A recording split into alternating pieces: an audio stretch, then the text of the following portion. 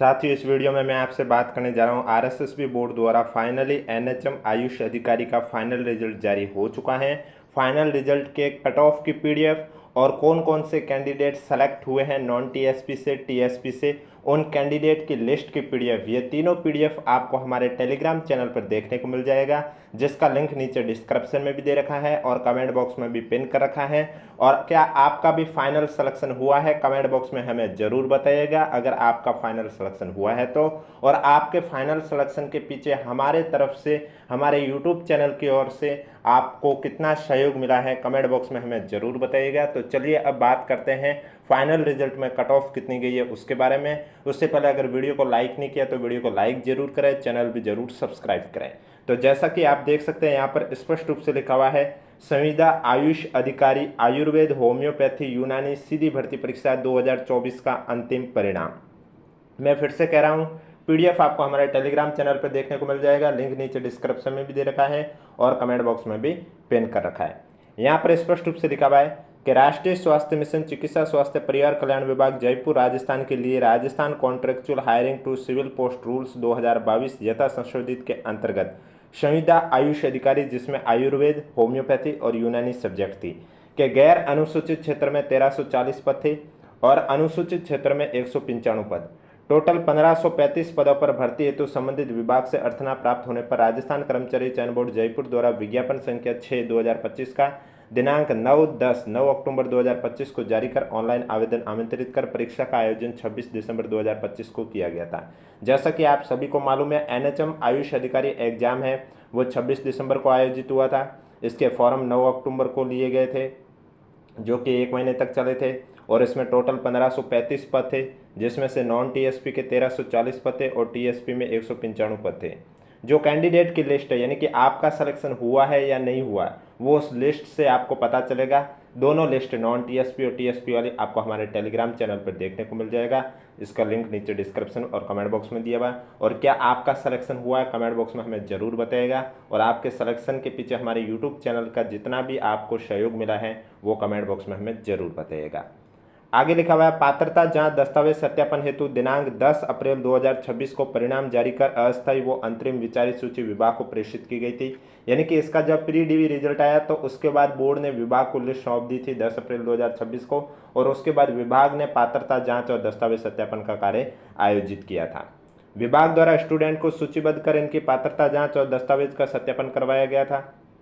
विभाग से प्राप्त रिपोर्ट के अनुसार उक्त भर्ती परीक्षा में पात्रता की जांच और दस्तावेज सत्यापन के बाद पात्र पाए गए स्टूडेंट में से वरीयता के आधार पर श्रेणीवार गैर अनुसूचित क्षेत्र के 1340 रिक्त पदों के विरुद्ध 1327 स्टूडेंट को अंतिम रूप से चयनित और 4 स्टूडेंट को अंतरिम रूप से प्रोविजनल किया जाता है। इसी प्रकार अनुसूचित क्षेत्र में 195 रिक्त पदों के विरुद्ध 195 स्टूडेंट का अंतिम रूप से चयन किया जाता है। यानी कि जितने रिक्त पद हैं उसमें 4 कैंडिडेट को प्रोविजनल किया गया है और बाकी जो 1340 पद है उसमें से 1337 कैंडिडेट का रिजल्ट आया है, 4 को प्रोविजनल किया। 1327 कैंडिडेट का रिजल्ट आया है, 4 को प्रोविजनल किया है। 1331 पीछे नॉन टीएसपी के 9 कैंडिडेट का भी रिजल्ट आना है। और इसी तरह से टीएसपी में आपके 195 पद थे, उन 195 पदों का अंतिम रूप से चयन हो चुका है, यानी कि सबका रिजल्ट आ चुका है। आगे आप देख सकते हैं, संविदा आयुष अधिकारी के पद पर अंतिम चयनित स्टूडेंट की सूची नियुक्ति हेतु अब विस्तावित की जा रही। अंतिम रूप से चयनित स्टूडेंट की सूची संलग्न और कट ऑफ मार्क्स निम्नानुसार है। अगर मैं कट ऑफ की बात करें तो सबसे पहले आप देख सकते हैं गैर अनुसूचित क्षेत्र की कट ऑफ। ये कट ऑफ आपके कितने में से है? ये कट ऑफ आपके जो पेपर 450 नंबर का था तो 450 में से कट ऑफ है, क्योंकि 150 क्वेश्चन थे, प्रत्येक क्वेश्चन 3 नंबर का था, 450 नंबर का पेपर था और नेगेटिव मार्किंग भी थी। तो अगर मैं जनरल कैटेगरी की बात करूं तो आप देख सकते हैं जनरल की cut off final cut off गई है 286.2414। फीमेल की फाइनल कट ऑफ गई है 286.2414। विडो की फाइनल कट ऑफ गई है 194.5918।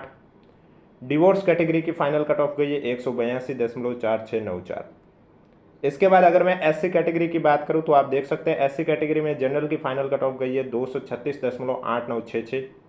फीमेल की फाइनल कट ऑफ गई है 236.8966। जहाँ पर एनए लिखा हुआ है यानी कि नॉट अवेलेबल, यानी कि बोर्ड को ऐसा कोई कैंडिडेट नहीं मिला है जिसके मिनिमम 40% बने हो और एससी एसटी कैटेगरी में मिनिमम 35% बने हो। इस वजह से यहाँ पर कोई कैंडिडेट नहीं मिलने के कारण NA लिखा गया है। अगर ST कैटेगरी की बात करें तो यहाँ पर जनरल की फाइनल कट ऑफ गई है 170.1633, फीमेल की फाइनल कट ऑफ गई है 170.1633। EWS कैटेगरी की बात करें तो EWS कैटेगरी में भी जनरल की फाइनल कट ऑफ गई है 255.4138, फीमेल कैंडिडेट की फाइनल कट ऑफ गई है 255.4138। इसके बाद OBC कैटेगरी की बात करें तो OBC कैटेगरी की फाइनल कट ऑफ जनरल की गई है 267.931, फीमेल की फाइनल कट ऑफ गई है 267.931। फिर नेक्स्ट आती है MBC कैटेगरी। MBC कैटेगरी में आप देख सकते हैं फाइनल कट ऑफ जनरल की गई है 202.069, फीमेल की फाइनल कट ऑफ गई है 202.069। और उसके बाद शहरिया में कोई कैंडिडेट नहीं मिला है। और बाकी कैटेगरी में आप देख सकते हैं हर कैटेगरी में विडो, डिवोर्स और एक्स सर्विसमैन में कोई भी कैंडिडेट नहीं मिला। फिर चाहे वो OBC कैटेगरी हो, SC कैटेगरी हो, ST कैटेगरी हो, सिर्फ जनरल कैटेगरी में मिले हैं। बाकी किसी भी कैटेगरी में विडो, डिवोर्स और एक्स सर्विसमैन से कोई कैंडिडेट बोर्ड को नहीं मिला। हॉरिजेंटल रिजर्वेशन की बात करें तो LDCP की कट ऑफ गई है 162.102, SP की कट ऑफ गई है 249.4138। इसमें भी MIMD में कोई भी कैंडिडेट नहीं मिला है।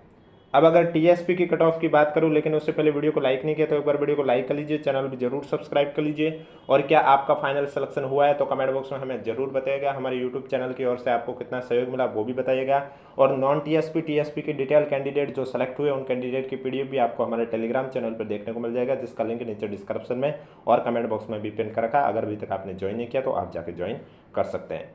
जनरल कैटेगरी की बात करें तो आप देख सकते हैं जनरल की कट ऑफ गई है 237, फीमेल की कट ऑफ भी रही है 237। इसके बाद विडो, डिवोर्स और एक्स सर्विसमैन में कोई कैंडिडेट बोर्ड को नहीं मिला है। SC कैटेगरी की बात करें तो यहाँ पर भी जनरल और फीमेल की कट ऑफ सेम रही है 173.2414। इसके बाद ST कैटेगरी की बात करें तो यहाँ पर आप देख सकते हैं जनरल की कट ऑफ रही है 159.2069, फीमेल की भी कट ऑफ 159.2069 रही। फिर आपका नेक्स्ट विडो, डिवोर्स और एक्स सर्विसमैन में कोई कैंडिडेट नहीं मिला। इसी तरह हॉरिजेंटल रिजर्वेशन में भी कोई कैंडिडेट नहीं मिला है, यानी कि किसी के भी 40% नहीं बने हैं और SC ST में किसी के भी 35% नहीं मिले। इस वजह से वो पद रिक्त रहे हैं और उनका जो रिजल्ट है वो जारी नहीं हुआ, यानी कि फाइनल सिलेक्शन नहीं हुआ। 1 नंबर पॉइंट पर लिखा हुआ है उक्त परीक्षा परिणाम माननीय उच्च न्यायालय में विचाराधीन SB सिविल रिट याचिका संख्या इतने के अंतिम निर्णय के अधीन रहा, यानी कि ये जो रिजल्ट किस याचिका के अंतर्गत रहा है वो बताया गया। अगला, प्रोविजनल रूप से चयनित स्टूडेंट की विभाग द्वारा पात्रता निर्धारित होने पर ही नियुक्ति दी जाएगी। अपात्र होने की स्थिति में स्टूडेंट की जो पात्रता स्वतः समाप्त हो जाएगी, यानी कि जो प्रोविजनल सेलेक्ट कैंडिडेट हुए 4-5 वो विभाग उनके डॉक्यूमेंट चेक कर रहा है। जैसे डॉक्यूमेंट कंप्लीट चेक हो जाएगी और उसके बाद अगर वो पात्र पाए गए तो उनका फाइनल सिलेक्शन हो जाएगा, लेकिन अपात्र पाए गए तो उनकी पात्रता रद्द हो जाएगी। किसी भी स्तर पर चयनित स्टूडेंट द्वारा भर्ती हेतु कूटरचित दस्तावेजों के उपयोग या अन्य अनियमितता की जानकारी प्राप्त होने पर स्टूडेंट के चयन हेतु बोर्ड द्वारा की गई अनुशंसा प्रत्यारित कर ली जाएगी। यानी कि किसी भी स्तर पर पता चले कि जो स्टूडेंट ने डॉक्यूमेंट दिखाए हैं वो फर्जी, जाली हैं या गलत इन्फॉर्मेशन दी गई है तो फिर स्टूडेंट की पात्रता है वो रद्द कर दी जाएगी। उक्त परिणाम विभाग से प्राप्त पात्रता जांच रिपोर्ट के अनुसार जारी किया गया है। विभाग स्तर पर किसी भी स्टूडेंट की पात्रता में परिवर्तन होने या अन्यथा कोई भी प्रकरण संज्ञान में आने पर उक्त परिणाम में संशोधन भी किया जा सकता है। यानी कि ये रिजल्ट विभाग की ने जो डॉक्यूमेंट चेक किए उसी के आधार पर जारी हुआ है। कल को विभाग को पता चले कि जो डॉक्यूमेंट चेक किए हैं किसी की ये दिक्कत थी डॉक्यूमेंट में, फिर पता चले तो उस रिजल्ट में संशोधन भी किया जा सकता है। ये बोर्ड के पास सुरक्षित अधिकार है। अब कौन सी रैंक तक वालों को फाइनल सिलेक्शन हुआ है तो आप कैंडिडेट की लिस्ट देख सकते हैं हर कैटेगरी की, क्योंकि वो जो ओवरऑल रिजल्ट आई है उसमें कैंडिडेट के नाम के आगे कैटेगरी भी लिखी हुई है। जैसे कि माना कि आप SC कैटेगरी में देखना चाहते हैं कि कौन सी रैंक तक वालों का फाइनल सिलेक्शन हुआ, तो SC कैटेगरी में जनरल की कट ऑफ 236.8966 है नॉन TSP की। तो आप क्या देखेंगे कि उस PDF में पहले तो आप देखेंगे कि जनरल से जो सेलेक्ट हुए कैंडिडेट वहाँ तक आपको SC को काउंट भी नहीं करना है।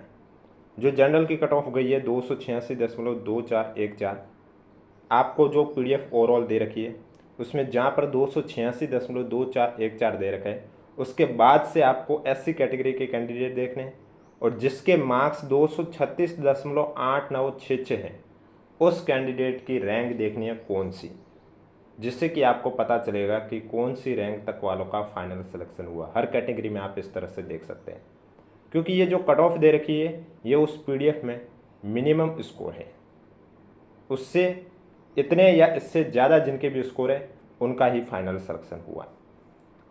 या फिर आप चाहे ओबीसी कैटेगरी का देखना चाहते हैं तो ओबीसी कैटेगरी में आप देख सकते हैं 267.931।